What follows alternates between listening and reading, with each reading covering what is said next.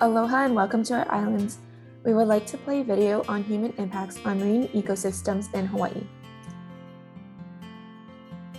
The main Hawaiian islands are home to 557 species of reef and shore fishes, 24.3% of which are endemic. Our coral reefs are extremely important to the marine ecosystem because they play home to our diverse endemic species. Endemism in our islands is what makes Hawaii so unique, because as one of the most isolated places in the world, we possess some of the highest levels of endemism. However, our endemic species are being harmed by anthropogenic stressors each year, such as pollution to our marine ecosystem, as well as recreational overuse, just to name a couple.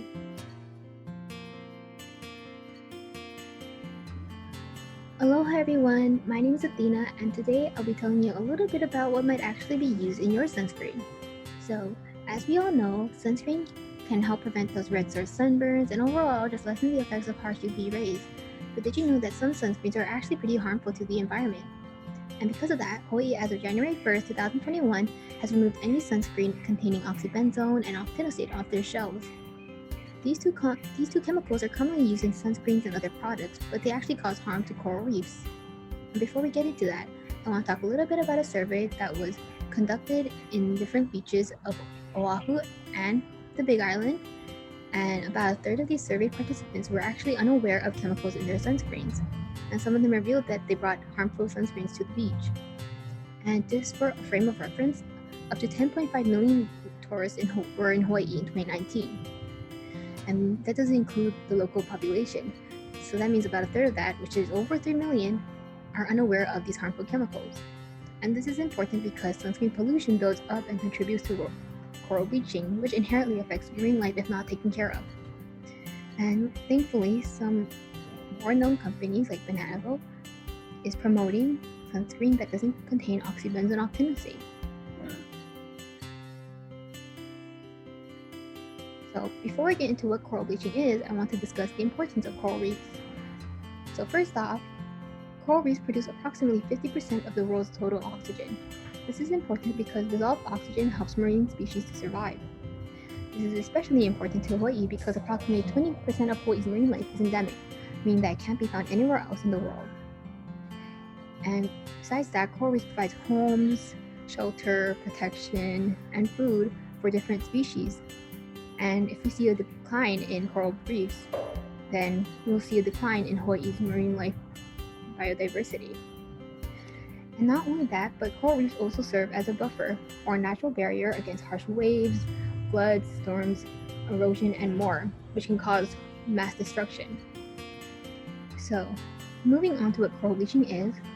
Coral bleaching is when the symbiotic algae within the coral is stressed from external conditions and leaves the coral, which leaves it white, hence the word coral bleaching. So, side by side is a bleached coral algae, which is very white, compared to a healthy coral algae, which is very colorful and vibrant. Although the main cause of coral bleaching is not chemical pollution, it is actually climate change with increasing ocean temperatures.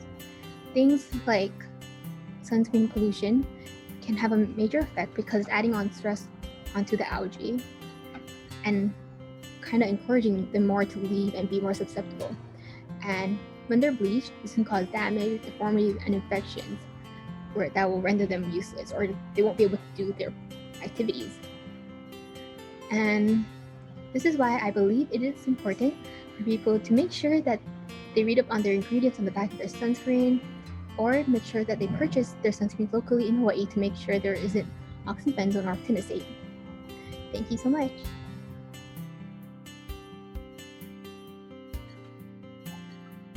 As mentioned before, oxybenzone, one of the ingredients in sunscreen, causes environmental contamination to our reefs.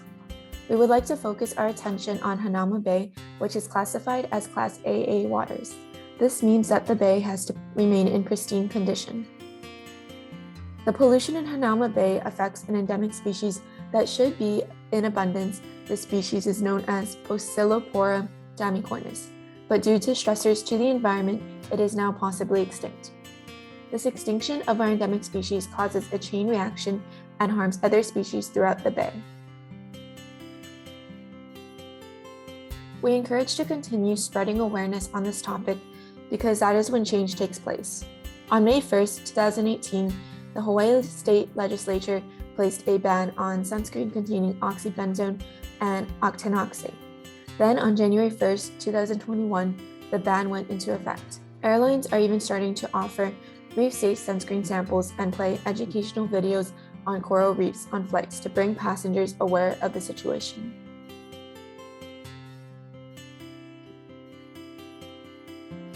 Anthropogenic factors in Hawaii. Anthropogenic factors are impacts to the ecosystem that are directly or indirectly caused by humans. Some direct examples are harassment, overexploitation, habitat fragmentation, and some indirect examples are climate change and pollution. Some marine species that suffer from these anthropogenic factors, and here are some examples of the direct impacts that we might have on these species. The native and indigenous seabirds, such as the Laysan albatross and the wedge-tailed shearwaters. They are seabirds that are important contributors to a healthy coastal ecosystem by bringing the nutrients from the ocean back onto shore, where they are released and recycled back into the ocean, providing coastal ecosystems such as coral reefs with those nutrients. And the Hawaiian monk seals are an endemic species to Hawaii, meaning that they're only found here. Since the arrival of humans to the islands, their population has experienced a steady decline. But recently their numbers in the main Hawaiian islands has been increasing, and it is likely that you will have the honor to witness these beautiful creatures hauled out on shore. There are only about 1,400 left in the world, so there are state and federal guidelines that have been made to protect the Hawaiian monk seals. Hawaiian green sea turtles, hawksbill turtles, and leatherback turtles are other species that are affected by these factors.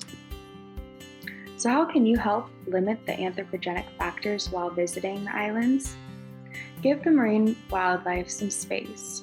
Please don't touch the monk seals, the seabirds, or the sea turtles. Admire them from a safe distance, and please don't feed them. As they are wild animals, we don't want them to get used to being fed by humans. Please do not harass the animals, don't throw objects, no yelling or screaming at them or chasing them. And please take some time to learn about the native and endemic species of Hawaii. Please also leave beaches cleaner than when you arrived by taking all trash and belongings with you. Thank you. Hello, my name is Hina, and I have one question to you guys. Do you use food wrappers, beverage bottles, grocery bags, straws, and takeout containers? Those are part of the top 10 kinds of the trash picked up during the 2017 International Coastal Cleanup.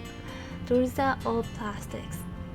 And those plastic leads to plastic pollution and affects to endangered Hawaiian monk seal, the green turtle, and millions of seabirds. Hawaii is located near the Great Pacific Garbage Patch, which is a collection of marine debris in the North Pacific Ocean, and net accounts for at least 46% of the Great Garbage Patch. 15 to 20 tons of marine trash are being washed up at the Hawaiian shores.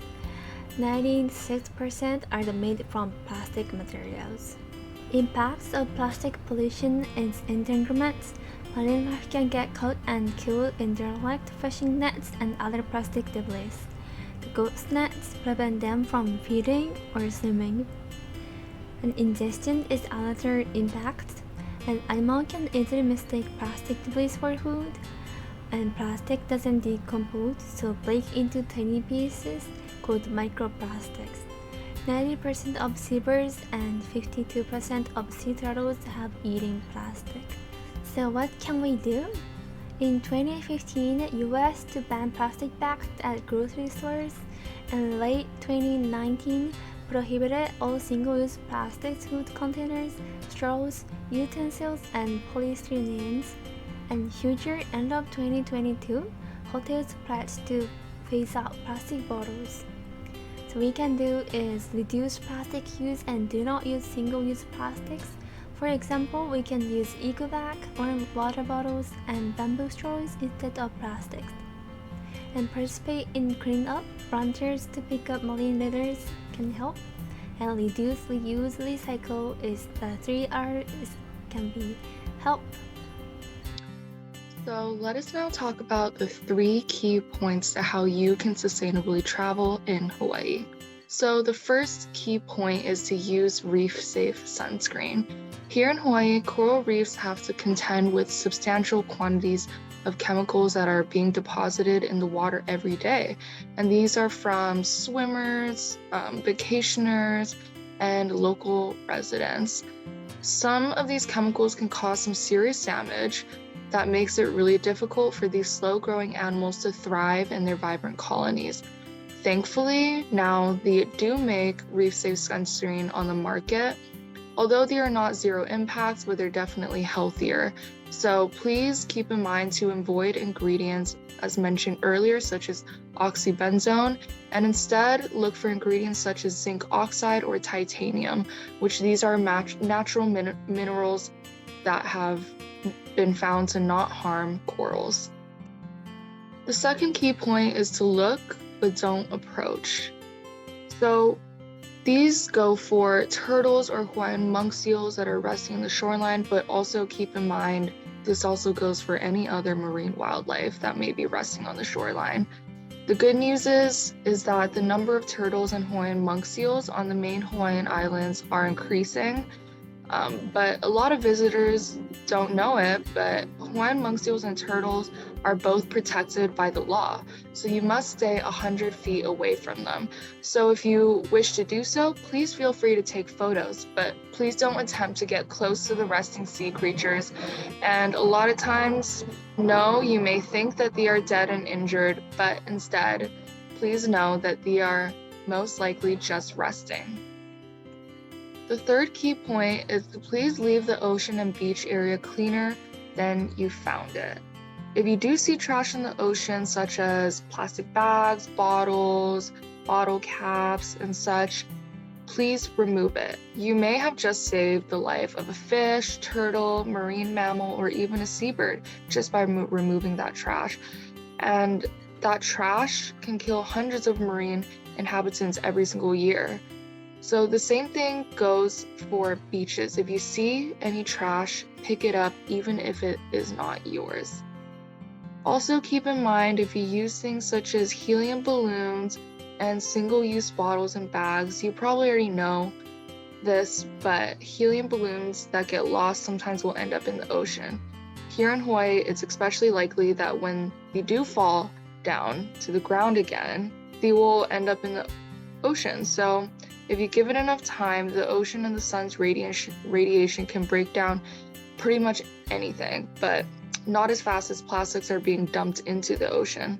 So unfortunately, a lot of these things are dangerous to the marine life. And if you must use these kind of items, please reuse and recycle them if you can.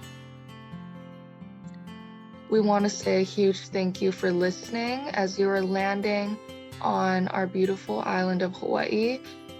Please remember the 3 key points to how you can travel sustainably in Hawaii during your stay. We hope you enjoy our beautiful island, and we hope that this is a gentle reminder to tell you how you can keep our island safe. Mahalo.